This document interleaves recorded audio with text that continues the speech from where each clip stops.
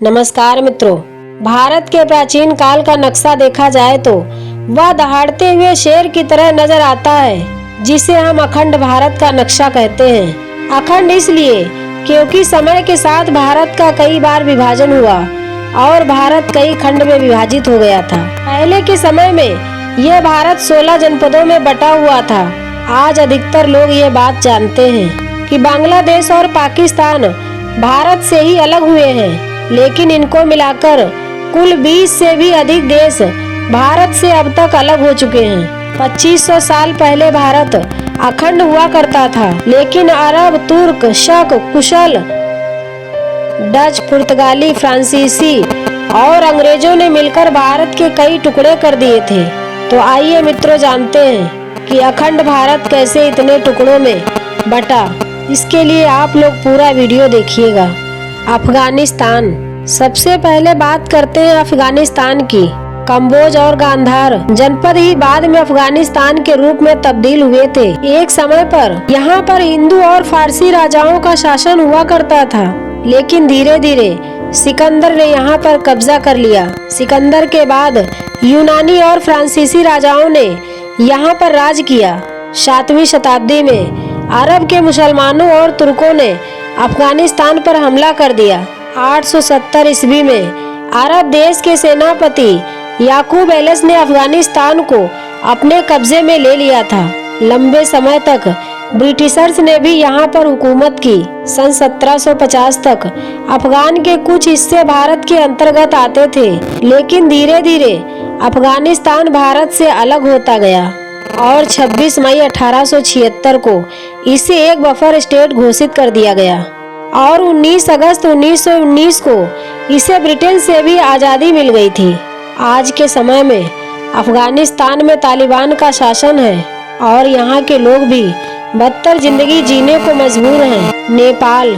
1560 ईस्वी में नेपाल में हिंदू राजाओं का शासन हुआ करता था और ये अखंड भारत का ही भाग था। यहाँ पर आर्य समाज की संस्कृति देखने को मिलती है। 4वीं शताब्दी के दौरान गुप्त राजवंश ने यहाँ पर राज किया था। नेपाल पहले देवघर के नाम से भी जाना जाता था। भगवान बुद्ध का जन्म भी नेपाल में ही हुआ था। 7वीं शताब्दी में नेपाल पर तिब्बत का आधिपत्य हो गया था।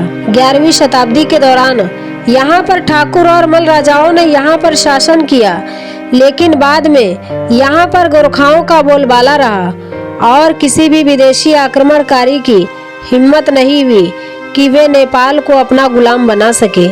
1916 में ब्रिटिशर्स और नेपाल के बीच सुगौली की संधि साइन हुई, जिसमें भारत और नेपाल के बीच एक सीमा रेखा तय कर दी गई थी।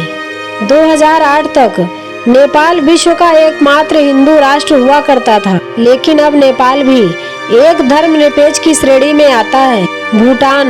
भूटान में वैदिक और बौद्ध धर्म की संस्कृति नजर आती है, जिसे भौगोलिक दृष्टि से आप देख सकते हैं कि भूटान भारत के अंतर्गत ही आता है और अंग्रेजों के शासन काल तक भारत का ही हिस्सा रहा।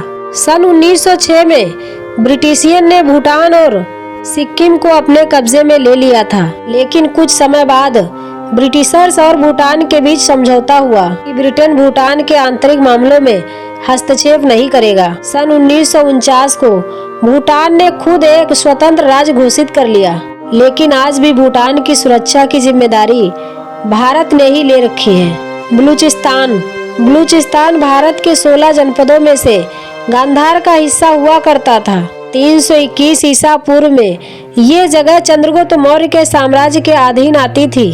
711 ईस्वी में मोहम्मद बिन कासिम ने बलूचिस्तान पर आक्रमण किया और बाद में मोहम्मद गजनी ने इसे अपने कब्जे में ले लिया था।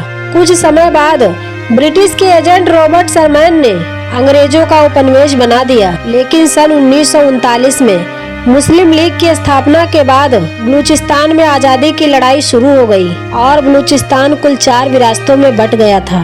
पाकिस्तान के आज़ाद होने के बाद सन 1948 में मोहम्मद अली जिन्ना ने इसे पाकिस्तान में शामिल कर लिया था। तब से लेकर आज तक बलूचिस्तान के लोग अपने लिए एक अलग राष्ट्र की मांग कर रहे हैं और पाकिस्तान से आज़ादी चाहते हैं। तिब्बत। प्राचीन समय में तिब्बत को द्रविड़ कहा जाता था।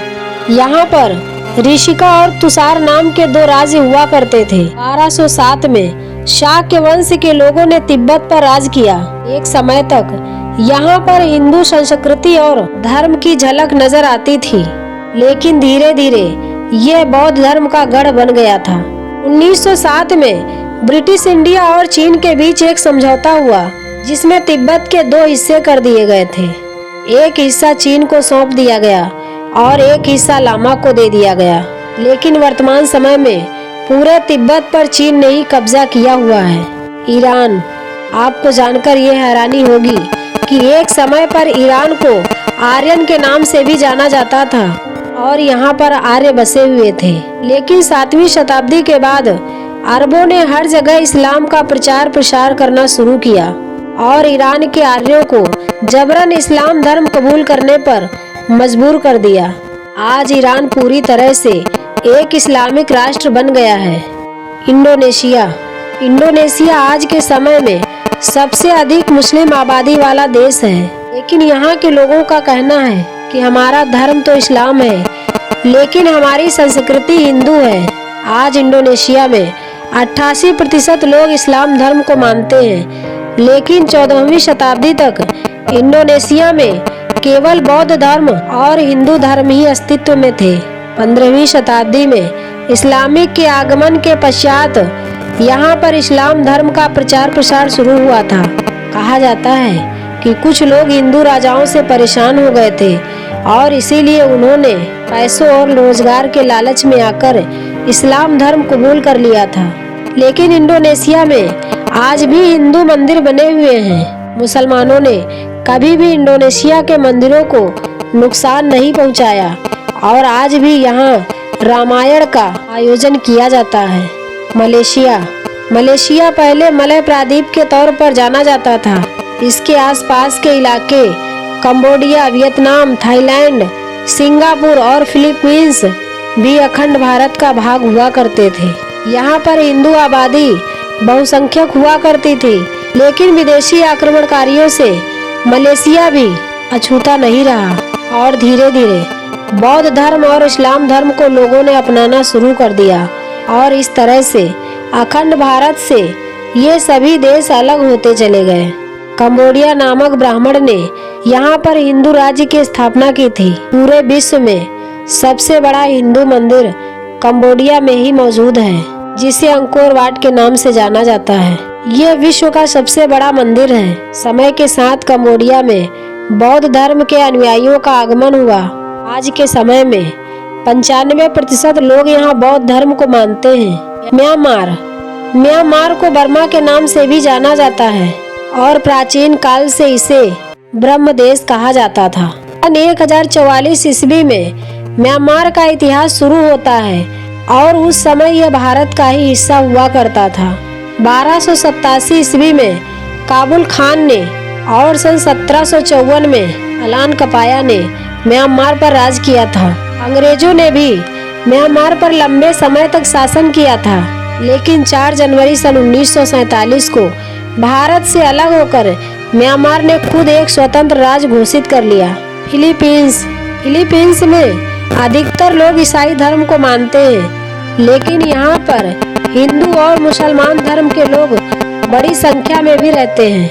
दूसरे विश्व युद्ध के समय तक फिलीपींस भारत का एक हिस्सा हुआ करता था और युद्ध खत्म होने के बाद 4 जुलाई 1946 को यह पूरी तरह देश बन गया था। थाईलैंड अपने पर्यटक स्थलों के लिए पूरी दुनिया में विख्यात है और आज यहाँ पर अधिकतर लोग बौद्ध धर्म को मानते हैं। सिंगापुर भी भारत के मलय महाद्वीप का पार्ट हुआ करता था और कहा जाता है कि श्री त्रिभुवन नाथ के एक महापुरुष ने एक बार यहाँ पर सिंह देखा था और उन्हें वह सिंह काफी पसंद आया था, जिसके बाद उन्होंने सिंगापुर नाम से एक राज्य की स्थापना की थी। सिंगापुर में कई नाम संस्कृत भाषा से लिए गए हैं। 1942 से 1945 तक ये जापान के अधीन रहा था और इसके बाद अंग्रेजों ने इस पर कब्जा कर लिया था। 1948 में फेडरेशन ऑफ मलाया के बाद मलेशिया एक अलग देश के नाम से पहचाना गया। वियतनाम का पुराना नाम चंपा हुआ करता था। यहाँ पर भी कई हिंदू मंदिर बने हुए हैं और हिंदू धर्म के लोग आज भी यहाँ पर रहते हैं और साथ ही बौद्ध धर्म और कैथोलिक लोग भी इस देश में रहते हैं। सन 1945 को 2 सितंबर के दिन इसे फ्रांस से आज़ादी मिल गई थी। श्रीलंका और भारत का रिश्ता तो हजारों साल से भी पुराना है। रामायण काल में रावण लंका का ही रहने वाला था। अंग्रेजी हुकूमत के दौरान ये ब्रिटिश इंडिया का ही पार्ट हुआ करता था। 1948 को इसे अंग्रेजों से आज़ादी मिली थी। सन 1972 तक इसका नाम सीलोन हुआ करता था, लेकिन बाद में इसका नाम बदलकर श्रीलंका रख दिया गया। पाकिस्तान।